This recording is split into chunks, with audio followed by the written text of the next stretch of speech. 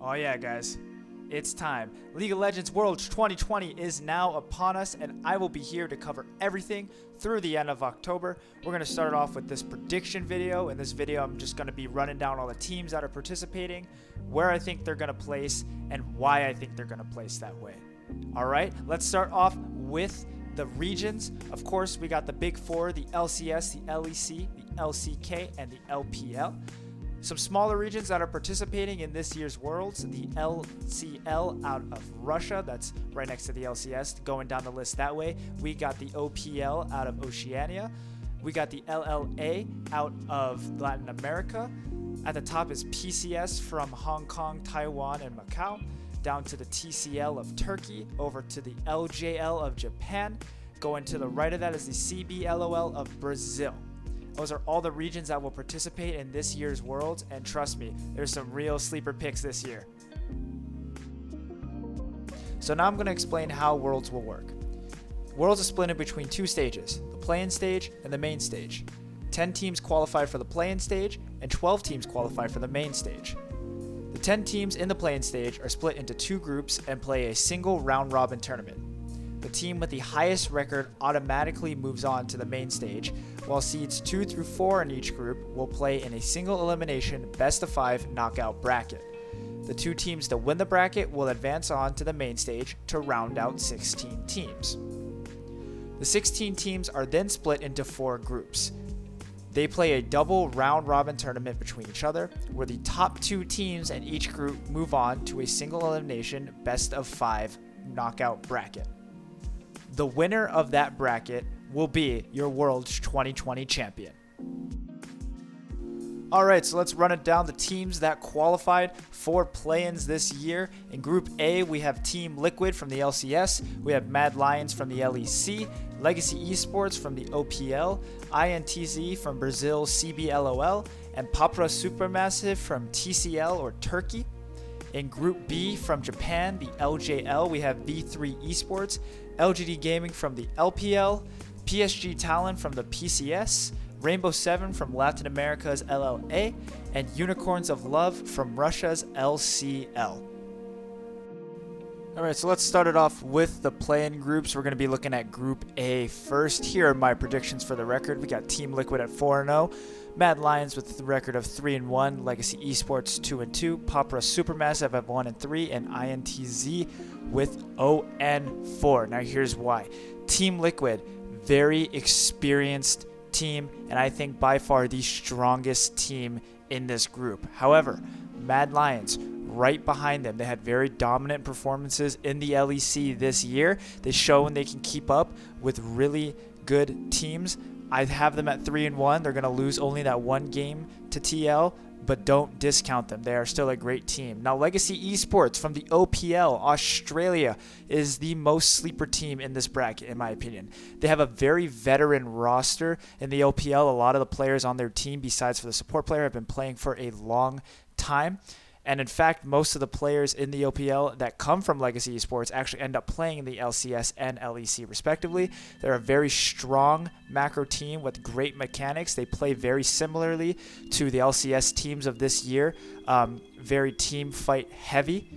I'm very impressed by the way they draft. And they have a very unique style of draft. That is because their support player, Isle, who was the Rookie of the Year, only really plays Enchanter. I look back at his last 50 games, he's only played a tank or an engaged support 15 times. The rest of those have been Enchanters. They're a very underrated team coming into this tournament. I expect them to put on a good showing through the group stage. Now, Papra Supermassive is a big name in TCL, Turkey. But I don't think that the way that they play will transfer very well to the international scene. While they draft and pick like most other major regions, they seem to be lacking in certain macro decisions. They also seem to have a hard time pulling the trigger on team fights that they need to, and when they do it, they often get split in the team fight or have split calls. Good teams will be able to take advantage of this, which is why I only have them at 1-3. INTZ is tied for the weakest team in this tournament, in my opinion. While they draft quite well and they set themselves up for a very good mid to late game, they never seem to execute the early game well enough. Shini, their jungler, sometimes ganks too much, and gives up too much around the map because of that. Their bot lane doesn't ever play strong side. They only ever draft weak side. And because of that, they either have to get camped to protect against a dive, because their mid lane also plays very passively, or Sheeny goes top and tries to snowball there where they play strong side, but that snowball for the top laner doesn't bode well for them later in the game. Mid to late game macro decisions can give away their lead pretty early. However, if they do come out to a lead, their macro decisions can throw that away in the mid to late game. However, I believe that they're actually one of the better Baron dancing teams and one of the better team fighting teams in this bracket. It's just the problem is they overextend too many times. They force fights around timers that don't need to be picked, and when they need to pick the fights, they have a hard time pulling them. Other teams in this group and in this tournament in particular will take 100% advantage and have better macro.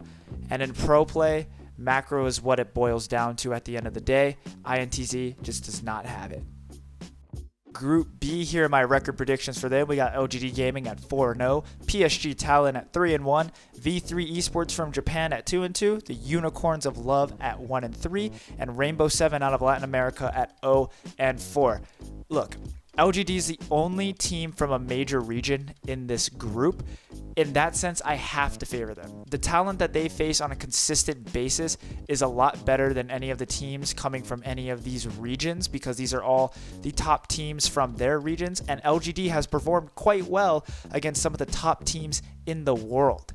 I have to favor them in the sense that anything less than that level of skill that they're used to, they're just going to be able to run the table with them. It's almost as if they're smurfing, but it's all pro play, so they're not smurfing.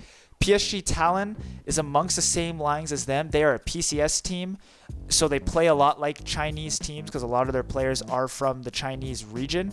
They're a heavy skill checking, playmaking team that likes to snowball their ADC so that they can team fight very well into the mid and late game. In fact, bot and jungle like to move together a lot after laning phase to make plays around the map. They can get themselves ahead sometimes, and they can cause them to be too aggressive. But this group is made a bunch of aggressive teams, this group is, so I feel like this will keep them in a good spot.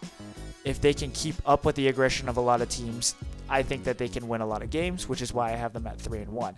V3 is probably the biggest shocker in this group. They're a Japanese team that excels at snowballing and ADC and team fighting their way to objectives in the mid game. Their jungler Boogie is a very aggressive jungler who looks to make plays wherever he can, no matter what minute of the game it is. They will pick Set every time he is up for flex potential. If he is up on the board to pick, they did this throughout the finals, they did this all throughout the LJL tournament. They will pick Set every time he is not banned or first picked by the other team.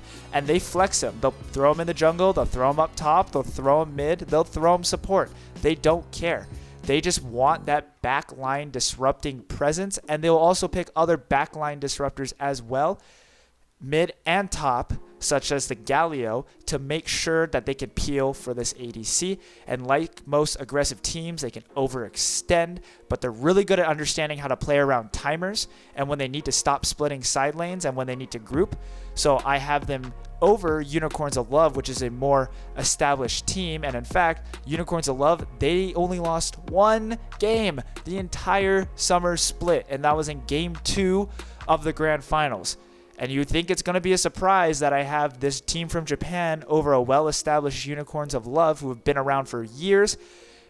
But while they are strong mechanically and strong with their macro, they are a hyper-aggressive team. They are probably one of the most aggressive teams in this play-in stage, especially when it comes to taking team fights. And they do that, and there are teams in this group that do it better, I feel, which is why Unicorns of Love fall behind in a sense, because they're so hyper aggressive. They focus too much on taking team fights instead of doing other things like pushing sideways.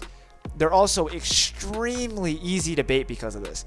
If they see a potential pick in the side lane, they will go for it. Even if an objective is not up, even if they're not trying to play around a timer, they will send the house to that side lane. And if you are ready for that, you can easily bait them into committing too hard, TP behind them, have the vision, lane ganks, anything goes. A lot of smarter macro teams in this group, which is why I think they fall behind. However, at 0-4, we have Rainbow Seven, the only team in this group that is not aggressive. In fact, they are very reactive. They are not proactive to many plays. They seem to always be on the back foot even when they're ahead. Even when they have a gold lead, it doesn't feel like they have a gold lead. They take the early game very slow. And a lot of teams, all the teams in this group for that matter, take the early game very fast. They like to push the pace of the game. They will get eaten alive in this group. If they get bullied early enough, they won't be able to come back. Even if their comp allows for good mid-game scaling, if you bully them hard enough at the beginning, they just can't come back. You see it all throughout the LLA tournament and LLA summer split. It's hard for a team that plays so passive to get out ahead unless you're a team from Korea. That's why I have them at 0-4. Their mechanics keep up, but their macro and their slow pace of play just really doesn't. All right, so let's move into the knockout brackets then. Because TL and LGD won both their groups, they automatically advance. So here's what I believe the bracket will look like. I have Legacy beating Papra Supermassive 3-1. As I said, Legacy is a very, very strong team. I do believe that they can destroy Papra Supermassive. I give Supermassive one win just because it's a series and there's a lot of games to play and you never know what's going to happen. But I do believe that Legacy is just going to run the table with them. And then down on the Group B side, I have V3 winning against Unicorns of Love 3-2. Now, this game is 100% a toss-up. I do believe that V3 is a great team, but Unicorns of Love has had a lot of time on the big stage. These players know how to get it done. At the same time, they both have very similar play styles. I think that V3 will win this game just based on the fact that they pull out things like switch lanes, where you send your bot lane to the top lane to start the game instead of throwing them in the bot lane just to have an advantage, get gold up there. They still pull out old creative strategies like that, which is why I give them the slight edge. But if Unicorns of Love end up winning this game, this series, I will not be surprised in one bit, and you should not be either. Let's move it over now. We have PSG Talon playing Legacy. This is another coin flip game in my opinion, okay? PSG is good. They're really aggressive. Legacy isn't the most aggressive, but they're very calm. They know how to deal with that aggression. I just give the advantage to PSG just because of the other teams that they played in their bracket constitutes more. They'll be ready for when it comes time to play a team like Legacy. I believe that PSG can pull it out. This will go to a Game 5. This will go to one final team fight. Every step of the way, this series is going to be close, in my opinion. Again, do not be surprised if Legacy end up winning this, because they have a very, very, very good shot of doing it. I just think that PSG is the better team just because of how good their macro is and how strong their mechanics are and how well they team fight. And then Mad just going to sweep whoever they play. It's Mad Lions. Again, none of these teams are from a major region except for Mad Lions in this knockout. I think whoever they ended up having to face, they were just going to wipe the floor with them. Mad is a really good team, and again, they're also really creative. They were playing Senna Wukong bot, one of the first bot lanes to pull that out. I know that's not meta right now. If they pull that out, they're actually trolling. But there's still a team that's willing to take those risks on the big stage and throw it out there on the line, which is why I have them destroying V3, or even if Unicorns of Love get to them, I have them destroying them as well. Alright, so now we are out of the play-in stage. We're into the main stage, and here's what we have for the groups. In Group A, we have LEC's champion G2, LPL Suning, PCS champion Machi Esports, and coming in from the play-in stage will be Team Liquid in this group. In Group B, we will have the LCK's champion Damwon Gaming, LEC's Rogue, LPL's JD Gaming, and PSG Talon. In Group C, we will have LCK's Gen G, LCS's champion TSM, LEC's Fnatic, and LPL's JD Gaming. And down in Group D, we will have LCS's FlyQuest, LCK's DRX, LPL's Champion Top Esports, and LEC's Mad Lions. If you're wondering how I was able to put each of the teams in a group, is because you are not allowed to have two teams from the same region in a group. And with the way that I have it predicted, it works out perfectly where there was no special exception to that rule. So this, if all the teams that I predicted to get out of play-in stage do, this is how the group stage will end up looking. So let's jump right into the predictions with Group A.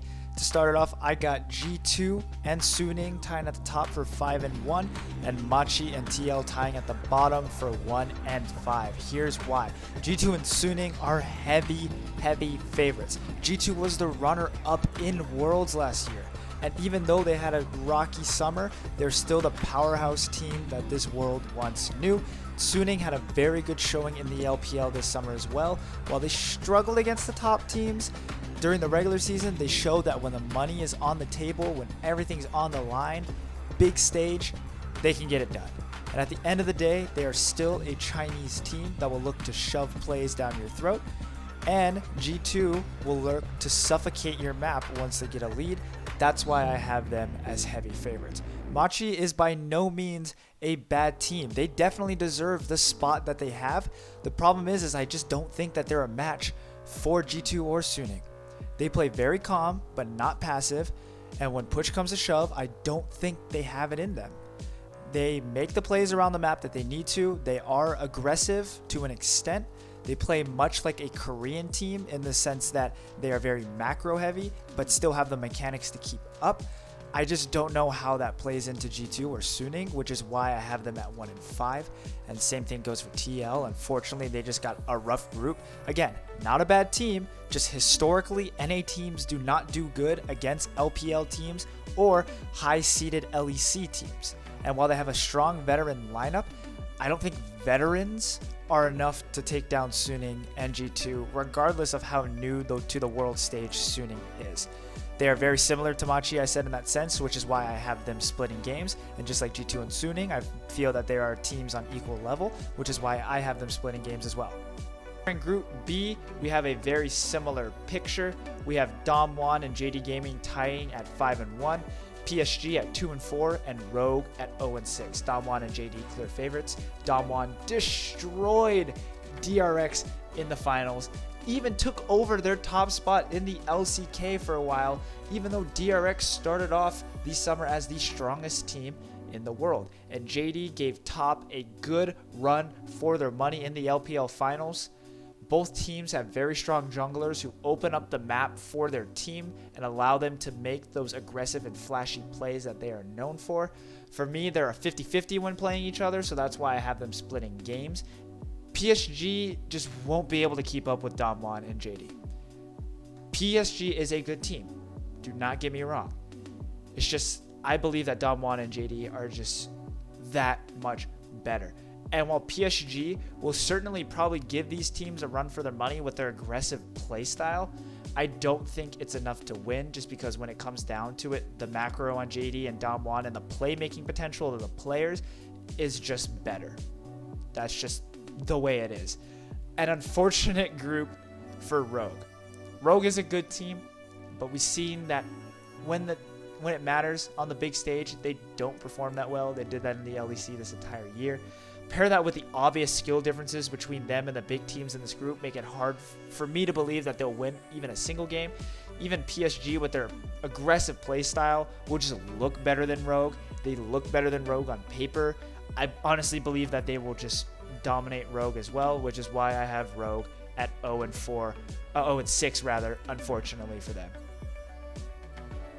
Now over to Group C, the most even group in my opinion. I got Gen G at 4-2, I got LGD at 4-2, and I got TSM and Fnatic at 2-4. While Gen G and LGD look like favorites on paper just because of their region difference, anything can happen in this group. Reputation precedes the LCK and LPL, like I was saying, which is why I have them at the top, but do not count out TSM or Fnatic. They are both strong veteran teams that have seen the world stage many, many times. And we have to remember, Gen G and LGD were not considered powerhouse teams in their regions to begin with. I do have Gen G and LGD moving on, but I would not be surprised at all if you saw TSM or Fnatic or both of them lead the group instead.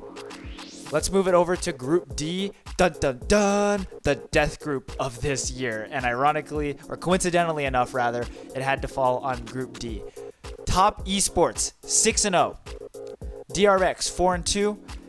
Mad Lions, 2-4. FlyQuest, 0-6. Top and DRX were considered the best teams in the world at one point. I still believe that Top Esports is the best team in the world.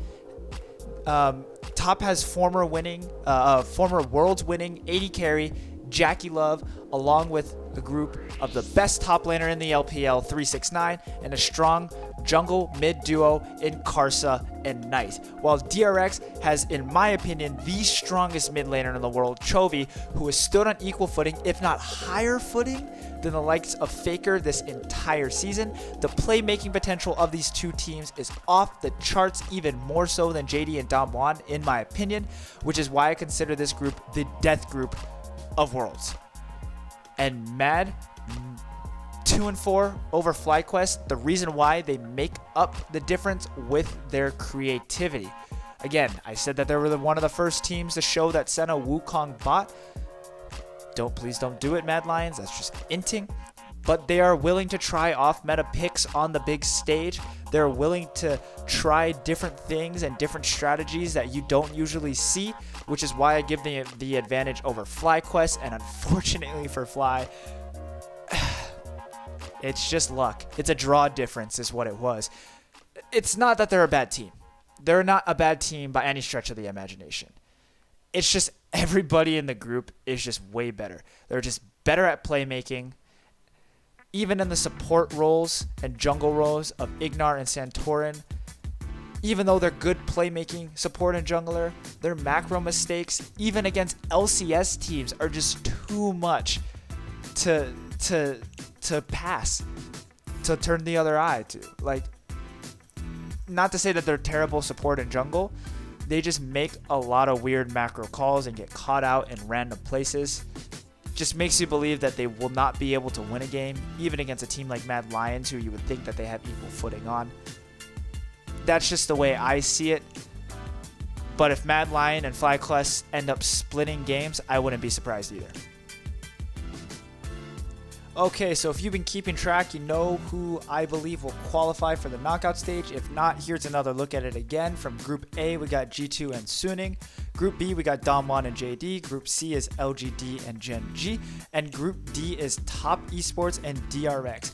Notice there is only one Western team represented in this knockout bracket, and that is G2. Everybody else is either from the LCK or the LPL. It's unfortunate, especially for Western fans, but I believe that this is how this year shakes out. Korea and China have looked very, very, very strong, as they usually do, but even more so this year. Now, if you notice, I don't have a bracket made, and there's a reason for that. How it works is that seed 1 from one group will play seed 2 from another group, and seed 2 from that same group will play seed 1 from that other group. However, that's randomly decided. I don't get to make that decision, and it's not based off of how many win percentage. I looked it up, and then I found a rule that said that it's randomly decided. So I'm not even going to try and make a bracket predicting a random chance selection, so I'll just give you who the knockout qualifiers are. I believe, though, that Top Esports will win this tournament. They have the best top laner in the game, in my opinion, right now.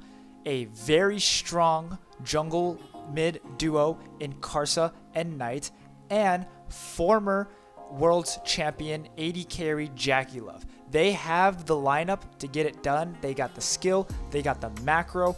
I believe that this is the LPL's year once again for the third time in a row, with Jackie Love being the AD carry and on the team that wins in 2 of those 3 years.